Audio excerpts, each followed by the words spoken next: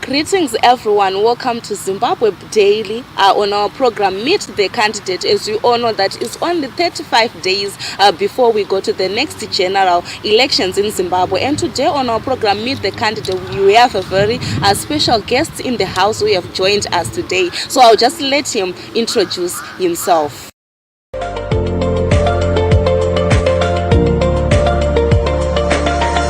Greetings Zimbabwe, welcome to Zimbabwe Daily.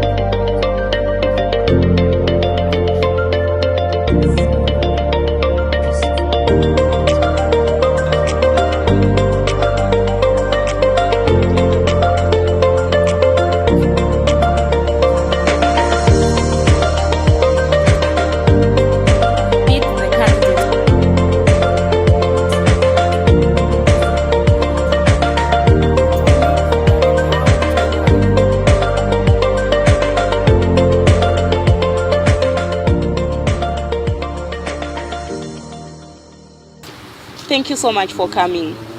Icho ndicho Burumudanga 2023. Temba Peter Mliswa, aspiring candidate for Norton Constituency 2023 election. Icho ndicho.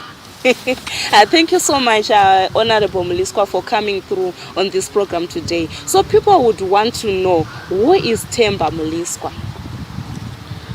You know, first of all, I want to thank you for this initiative. I think it's important that you run these programs, because I think most constituencies seem not to know their candidates. And it is important that people know the candidates. They also understand the role of the candidate, be it presidential, senatorial, member of parliament, and councillor. And I think for as long as we are not clear and the people don't know the role of each one of us, there will always be confusion. That's why there's a big turnover in terms of candidates.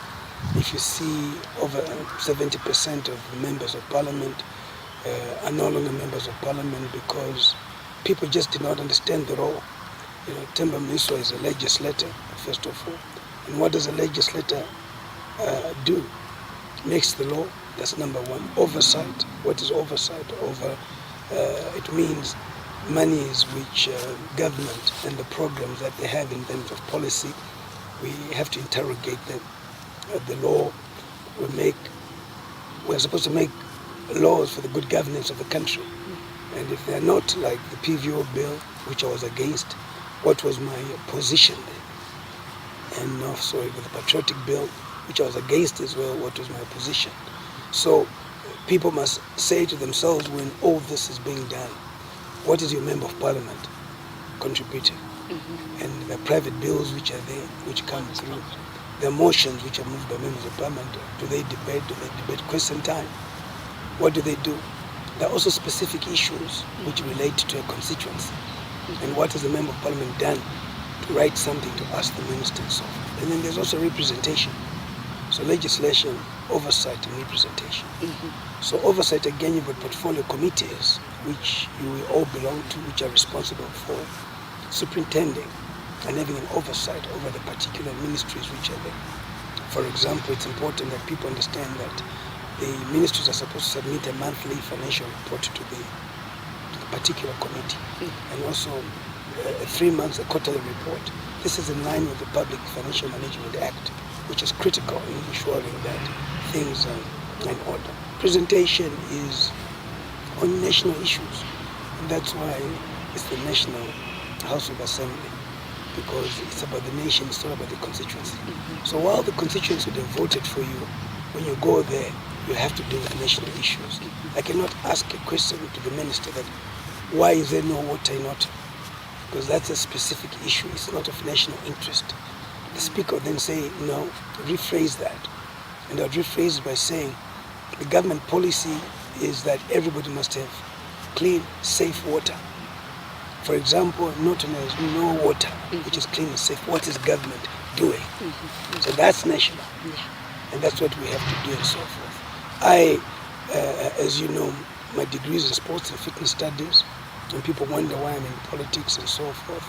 I'm a farmer, I'm a businessman. Before I got into politics and so forth, I've always wanted to also be an advocate for generations, for young people to also participate, because ultimately each generation must be able to dictate its future. You can only dictate your future if you are in the corridors of power. I'm glad I created Yard Youth Advocates for Reform and Democracy to be able to instill, that political will in the young people to say you cannot just be activists, but you must also be politicians. And I'm pleased to say that out of a number of members of parliament, you've got 16 that are from Yard. Ostalos' yard, Mgwadi's yard. So it's good to see them going through. And my point was, you've got to be inclusive. You've got to work together. You're Zimbabweans. You don't have to fight. Violence was at its most at the time. And I said, no, these are the young people, but they've got to stop being violent. They've got to love each other. They've got to be inclusive. They don't have to fight over this one wearing a T-shirt, which is different from their party and so forth. That does not build a nation. How can we inculcate a culture of love, a culture of patriotism and so forth? And like I've said, I'm a father of 19. Proud father of 19. I could be 20 if the DNA with Susan confirms. I was excited about the twins. Now there was one, so you then start doubting if there are no twins. There's one, but still, I love my children, and we're just waiting for the final result. Then I'll be a father of 20, proud father of 20 beautiful kids. 13 are girls, 6 are boys, and that's Nyanga. People say 19. I said yes, but I wanted to have these 19 children. You must understand that. That's why I have to work hard and do what I have to do. We are 6 in my family. My father was involved in the struggle, went to Zambia. That's why I got married with my mother. I'm the second born and the first boy, and the Minister of State is the 5th and last girl in the family. 5th born and last girl in the family. So it's also interesting that I have a sister who's an PF, and we're from one house. But that's how we grew up. Our parents were very, very liberal. They wanted us to be who you are. That's why I pursued sport, because most parents would push you to do academics. That's how open they were and so forth. So you say it was Temba. That's Temba in terms of family, in terms of politics, in terms of passion of driving, in terms of sport and all that. And having worked with the national team, soccer fitness coach, I was chairman for Dynamo's Football Club, fitness coach for Caps United, fitness coach for Wayne Black, Carol Black in terms of tennis. So I've worked with a number of high-profile people in terms of fitness programs and so forth.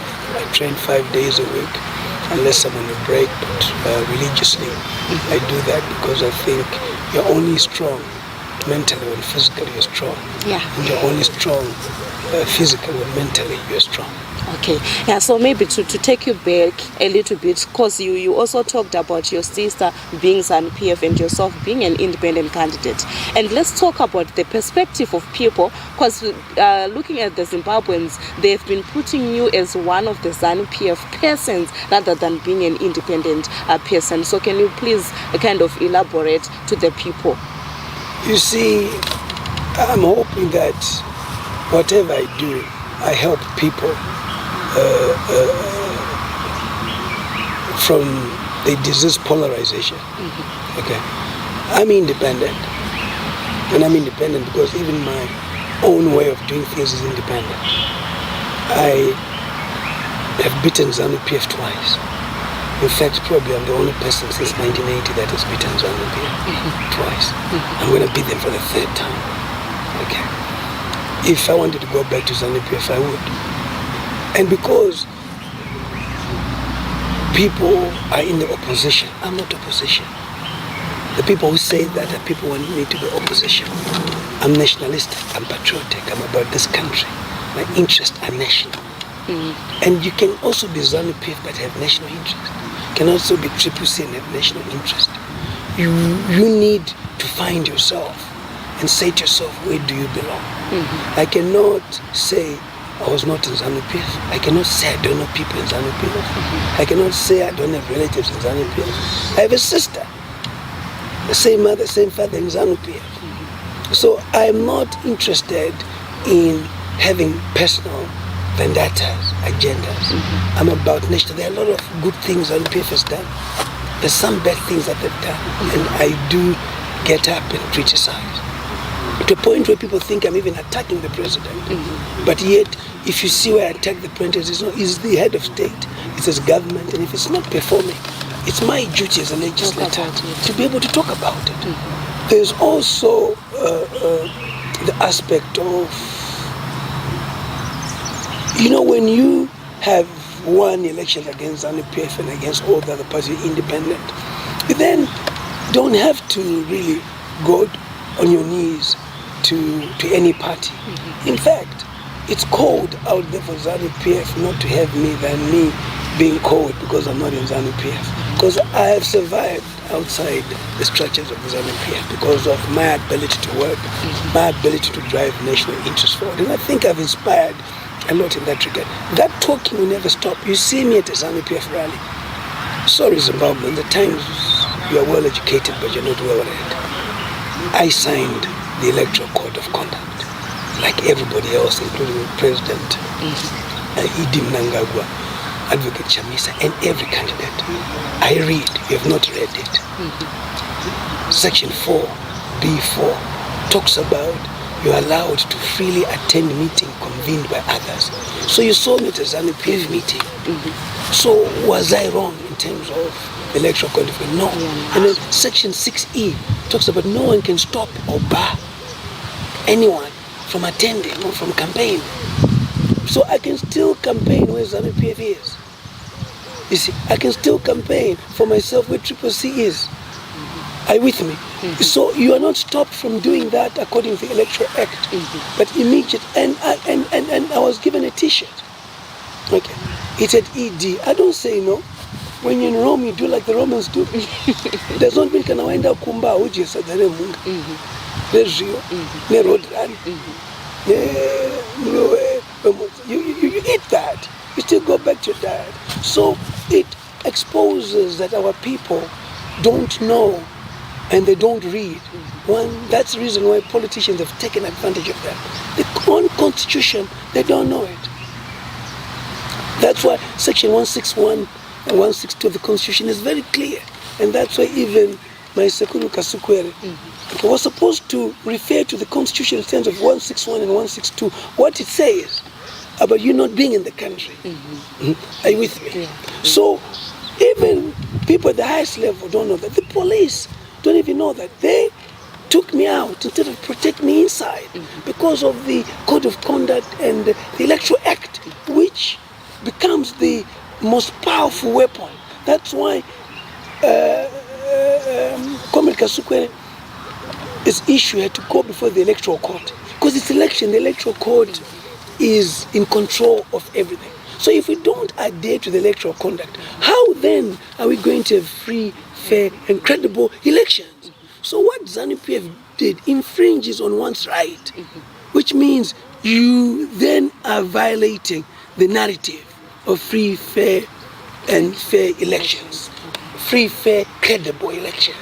The credibility of elections already in a mess. The police being partisan, they're not helping the image of the country. ZANU-PF wins, CCC wins, there will still be controversy after elections that people were not allowed to campaign freely because the police were stopping them.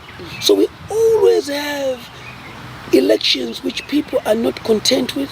They believe they were rigged, they are malpractice and so forth. So that conduct was not, I'm there, I'm attending. And tell me, what is wrong with the Dynamo's coach going to watch Caps United play? What is wrong with that coach going to watch Highlanders play, even vice versa? So you know what? It showed me that the tolerance is not there. And not only that, there are political leaders who were inciting those young people to do that, which really becomes very sad for a country like ours. Then I then say to myself as a Zimbabwean, our level of literacy is high, but understanding of issues is not there. We are not well read. We are well educated, but not well read. And I implore everyone to understand the Constitution. But the problem too is that the Constitution is only in one language. It's yet to be in the 16 languages or 14 languages, no matter what you want. So the sign language maybe being out of it and so forth. So the Bible, God is God. God is known all over because even the Bible is in different languages. So why is our constitution not in the different languages? Why is it not in Tonga, in Ndebele, in Nyanja? So that people read and understand their rights. And once they read and understand their rights, they become active participants in what goes on in the country. Okay, let's talk about your T-shirt. I can see that you're already in your campaign mode because you're only about 35 days before the next election. Nice, so that you see Yeah. So we could see that there is Buyaneanda and the late Josiah Tongogara and Nikita Mangena. Yes, can you elaborate and share with us why? And of course the bucket heads as yes. well. Yeah. So this country cannot be Zimbabwe if you do not talk about the liberation struggle. So because I don't belong to any political party, I belong to the founding principles of the struggle. I believe in Chimurenga War, which liberated us. I believe in the spirit medium Lianeanda, who was critical in us winning the war. I believe in the commanders of the struggle. One, Josiah Magamotongo Kare, Zanu, and also Nikita Mangena Zipra. The two were different military forces, one under Zanu, the other one under Zabu, and we were fighting for the liberation of this country. They were fighting for the liberation of this country. And to me, that's where I stop. Anything else is not important. Let's not hate each other over politics. Let's not hate each other over elections. They come and go. And don't be emotional. I see comments on social media. I see people talking. Oh, Temba is going to ZANU-PF. Don't be emotional. You don't know what's in my heart. But don't also make me be abusive. Don't make me insult ZANU-PF. Don't make me insult the president. Because if I do that, the next president I will insult too. So we must be able to restrain ourselves. The ZANU-PF people did what they did. I martial arts trained and so forth. I would defend myself. But I did not retaliate. But if I retaliated, it had been headlines. Mliswa, Bashi somebody, Aron, and so forth. So my prayer to the people of Zimbabwe is that let's love each other. Let's be real. Let's participate in democracy and prepare for it. Start working on it. The people that you're voting in, if they wanted to be MPs in 2023, tell me, in 2018 when the election ended, what did they do? In 2019, what did they do? In 2020, what did they do? In 21, what did they do? In 22, they now come out and say they want to represent you as a councillor, as an MP. We've always said the opposition is the government in waiting. What was it doing as the government in waiting? So how then are you going to run the government if you're not replicating what the other government is doing? Yeah, speaking of what people have been doing for these past years rather than just coming in when you want people to vote for you, let's talk about your constituency, Norton.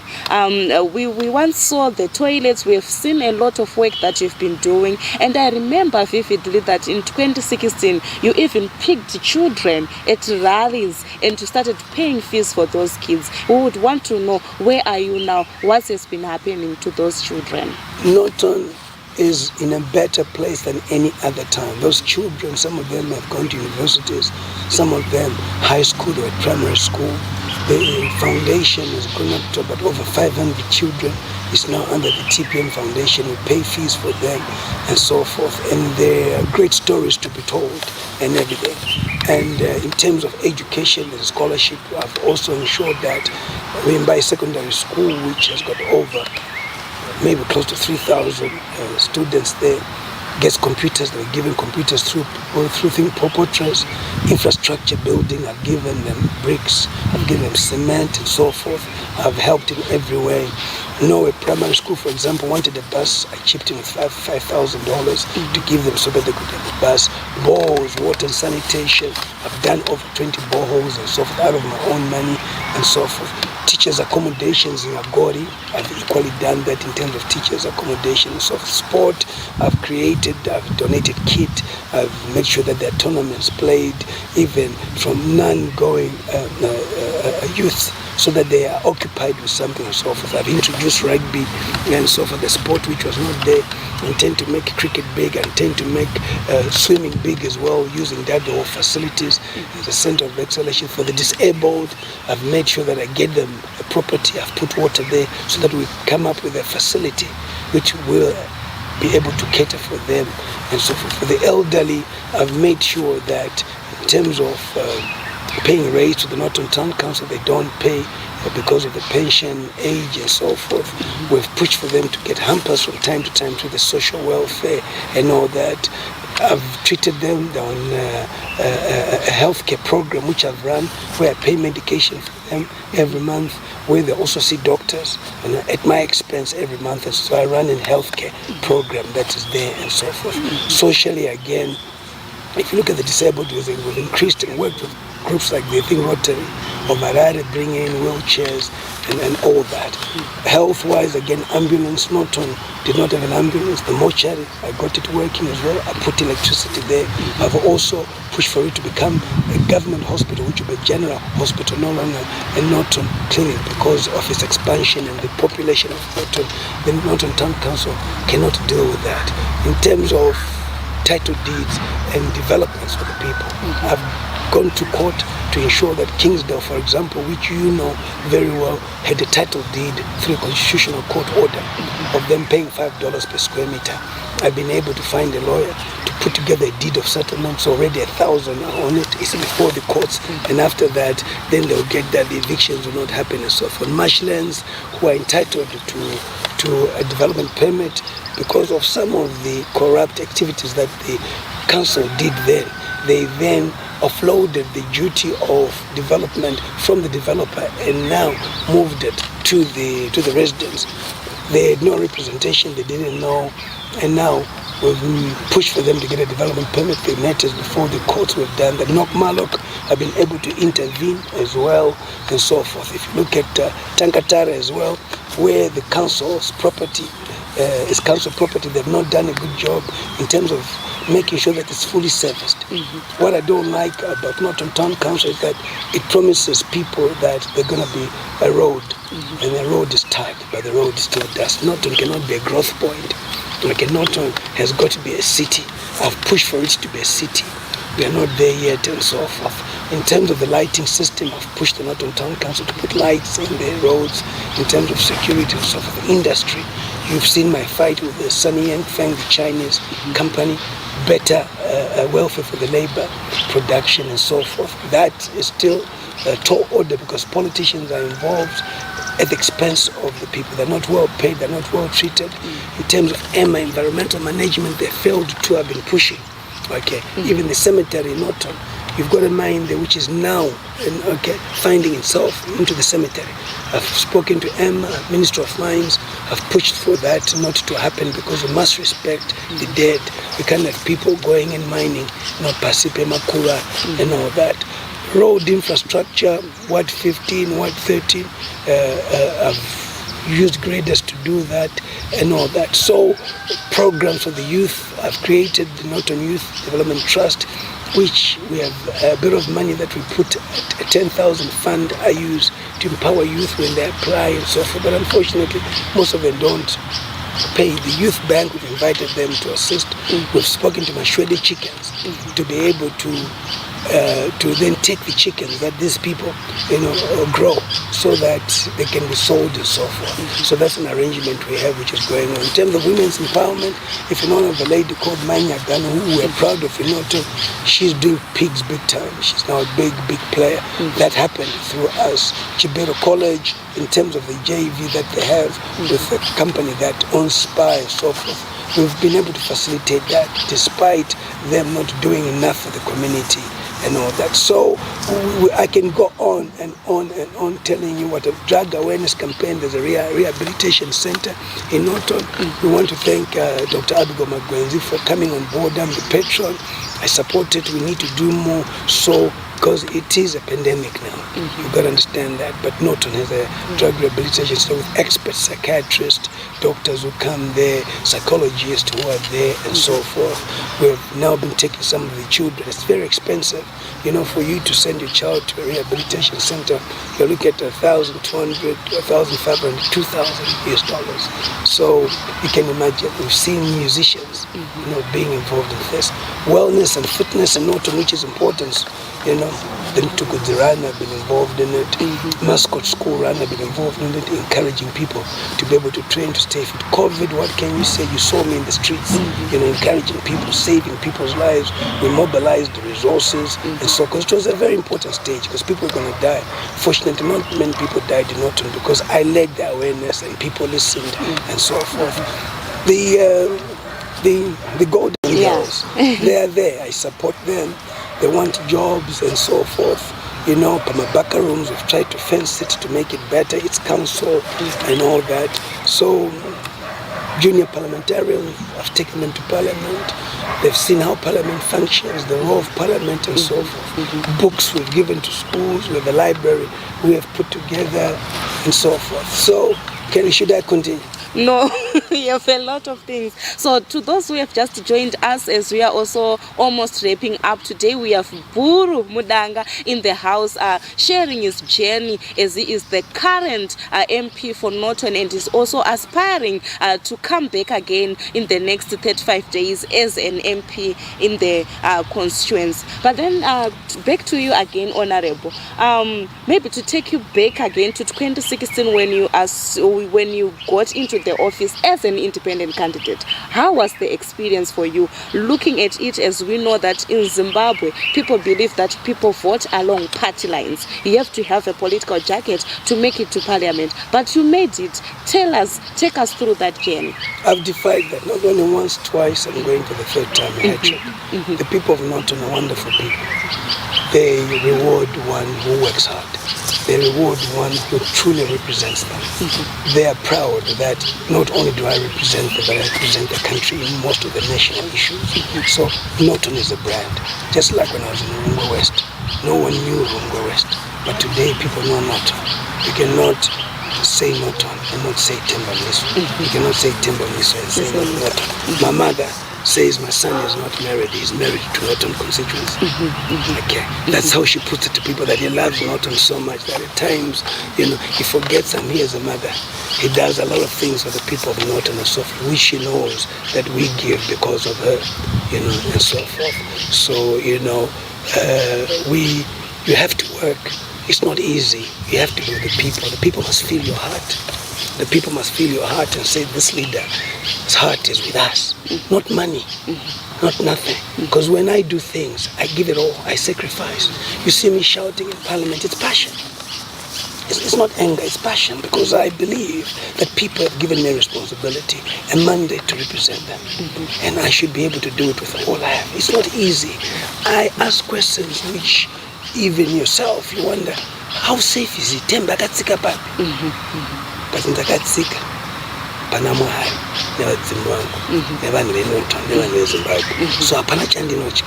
I have no security, and there's no need for me to have security. My biggest security is God, my ancestors and the people of Norton, because there's nothing wrong I'm doing. I've never stood up in parliament to ask kuti inini Temba Mliswa, can I have A, B, C, D? I'm fortunate that I ran a good business, I ran good business, and I'm able to live off my business at the end of the day. I did not go to parliament.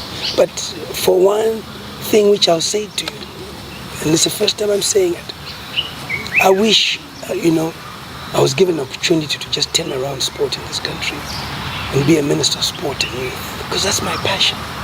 I went to England to study sport. I've seen sport deteriorate, yet I've been in the highest offices of sport. I went to Zambia, I was the director of coaching for Zambia Rugby. You know, I came here, I also did the same. But I also always wanted to do that. In fact, I've said that I'm winning this election. I'm writing a letter to the president asking him to appoint me as a minister of sport and youth, because I have something to give. I want to impart something to the youth, and I want to impart something to sport and so forth. That's all I want. and he'll be remembered as a great man, somebody who appointed, somebody who was passionate about what they did. So time is going and so forth. I also want to also make sure that I leave this to somebody young who do it and so forth. I believe in being a two-term. I was expelled from ZANU-PF, so about 2 years, 8 months, I was not involved in politics. So come 2026, I would have done 10 years. And I would want to do a referendum, go back to the Norton people and say, do they want me to continue or I must bring somebody on board? I want to see somebody young who I'm going to help. I'm going to move with, I'll continue doing the programs. I've helped people in Norton, funerals, everything. So even if I told them, even if I'm not your member of parliament, I'll still help you. Because you see, so the funerals that I cover are so many. And I do the little bit I can because that's who we are. Because politics. Because ultimately, what you don't know, manetsana marowana isusu kana takuparliament totokuti vakapusa vanotorana nenyaya dzedu isu takagarika mushe kunoko taxpayers money tichichi though isina kuwanda neinflation inamo kasi tinokushorai because hapana munhu anofanira kupiwa pfungwa dzekurova umbi nomwe munhu kana zvizvozvo muti iwe enda unotanga warova because you are the one who ends up in prison at the end of the day. And it's bad for any leader to incite young people or anybody to be violent because you want to be in power. Ipower Europa. To that one happened in the election. Okay, what is that? What a savage idea. Zenotoni kuda kumira kuesta ngua kuesta mari nekuti inini ndine midzi. That's the question I wanted to ask. What's your message to the other two candidates from CCC and ZANU-PF and also to the Nortonians as we are going to the next election? I don't campaign, I work. They are campaigning. But for them to win, they must be able to outdo my work from 2016 to now. If you want to be a member of parliament in Norton, and this I say to everyone, you must be able to start working as soon as the election ends. Toe to toe with me. When I do one ball, you do two. But be careful, I can come and do 3. And you're forced to do 4. I can come and do 5. But all those balls benefit the people. That's my politics. I will never stop the Norton people from receiving anything from anyone. Because I tell them, it's important. You receive. I cannot stop you and not give you. And that politics is not right. That's why you see the opposition do not have farms. They don't even have residential stands for the youth because they were told no, it's for ZANU-PF. Understand one thing, when ZANU-PF has won an election, it is the government of the day. Its duty is to represent people. Its duty is to empower people. Its duty is to move with their housing policies, which is cheap and affordable. Its duty is to ensure there's infrastructure, there are clinics, there are hospitals being built, and so forth. There are dams being built. There's subsidies in agriculture, because that's their job. So why then do you become so petty, so polarized? Because if you get a stand, it goes into your name. Right now they're going to elections. ZANU-PF MPs with farms, they've got a 30-ton going into your hoop. Unoza nwasatore, you waunzachi. Regira vatore. Ozo twakomana andina munda, asitorai. People then respect you. See, because the Zimbabwean electorate is used kune zvinhu, kupiwa zvinhu. You see this busing amuri kutaura.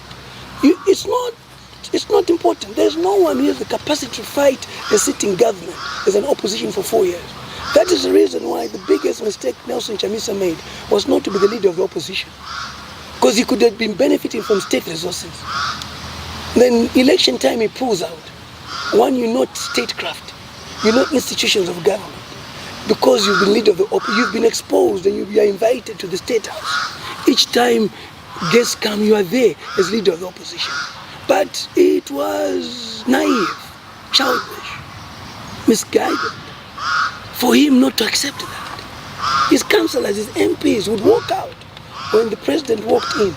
The question I once asked him is that, but if you were president one day in this country, would it be nice? Would you feel good? Yet it's the Minister of Finance who's presenting the budget. They were suspended for 6 months. The party had no money to give them in terms of compensation. Their families, where did they get the money to be able to look after their families? So this is stupid politics which I do not subscribe to. Like I say, I'm not opposition. I'll never be opposition. But I also stand with the opposition in parliament. In fact, I'm probably the only opposition thinking about it, because they hardly say anything, they are whipped. And Zimbabweans must know that having political party people in parliament and councils does not help you. They're not independent, they're whipped. So in Norton, we're pushing for an independent chairperson of Norton Town Council and independent councillors. Then we'll focus on development and not on politics. You see what some rogue elements in ZANU-PF did by saying they don't want me there. But I'm going to win the election. So how will you come to my office? But when you come to my office, I don't ask you, are you ZANU-PF? Are you Triple C? Are you Monzora? Are you whatever? No. I see you as a Zimbabwean first. I see you as somebody who needs help. I still do programs outside Norton for Zimbabweans. I still do the Urungwe West school fees thing. I do it in my village in Shurugwi. That's why people are telling you that I wanted to be a member of parliament. I drilled 10 boreholes for the people there because they need it. And that's a government program that I'm augmenting at the end of the day. One thing Zimbabweans must understand in political parties, ZANU-PF, Triple C, it's not you who make the president win, because there's no political party with a membership to win an election, even ANC. You ultimately win an election with people outside. So treat those people outside well. Yeah. Honorable, I think give us your last words before we finish our show. Zimbabweans, I want to appeal to you that you must vote wisely. You must know your leaders. You must ask them if they're God-fearing. We're a Christian country. At times what you get is what you put in. You are the ones who elect them. When you elect them, what excites you for you to believe that this man will represent us? This man's heart is for us. What has it done to show you that? Not in the last 6 months, not in the last year. The moment that the election ended, what was he doing? What was he doing for you? So if he did not do anything all those years, he will equally do nothing.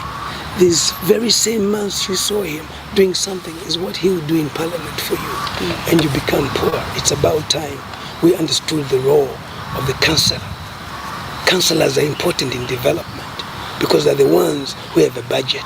They're the ones who control local authorities, schools, roads, clinics. They don't belong to MPs. Our role is to kuwapa mari through devolution 5%. Nekuti munobhadhira mutero kumakanzuro.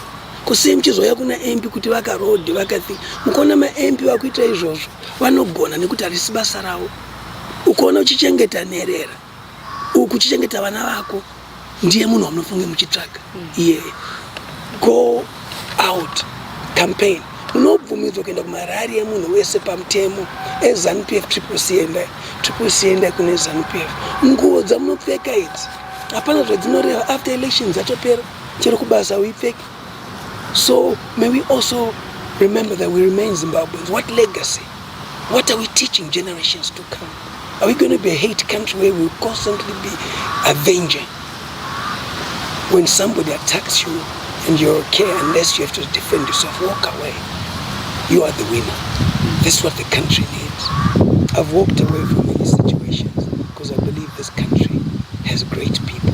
May we see the greatness of this country through you voting for people who have this country at heart. Know the difference of leadership. Peaceful elections. Icho, ndicho, Burumudanga 2023. Thank you so much, Honorable Mliswa, for coming through, and thank you so much. I hope we wish you all the best, and we hope to meet you again after the elections. I thank you very much, and once again, thank you for this show. I hope it will educate many people. Thank you so much, our viewers, for following through our program Meet the Candidate right here on Zimbabwe Daily. My name is Patience Mashir. Until we meet again, I want you all to know that go and vote on the voting day. And like what Honorable Mliswa has just mentioned, vote for people who have people at heart, and vote for leaders, not that people who want a man in those higher positions. Until we meet again next week, it's goodbye for now.